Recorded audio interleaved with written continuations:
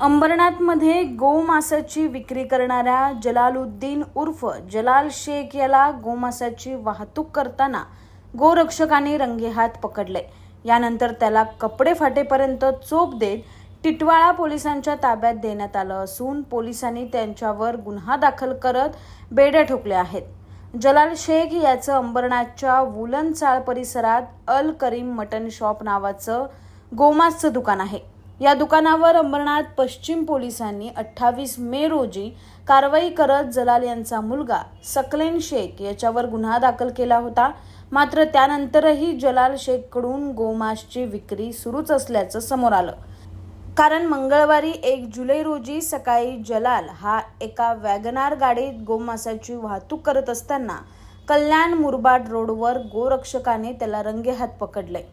यावेळी त्याला गाडीत काय आहे असं विचारलं असता त्याने चक्क भाजी आहे असं उत्तर दिलं। या प्रकारानंतर संतापलेल्या गोरक्षकांनी त्याला चोप देत एका टेम्पोत बसवलं आणि नंतर पोलिसांच्या ताब्यात दिले।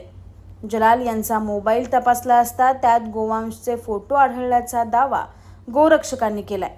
दरम्यान जलाल याला पकडल्यानंतर त्याला सोडवण्यासाठी सकलेन आणि जैमुद्दीन ही त्यांची 2 मुलं थार गाडी घेऊन आली आणि गोरक्षकांच्या अंगावर गाडी घालण्याचा प्रयत्न केला असा आरोप गोरक्षकांनी केला असून यानंतर पोलिसांनी या दोघांना ताब्यात घेतानाचा एक व्हिडिओ समोर आलाय।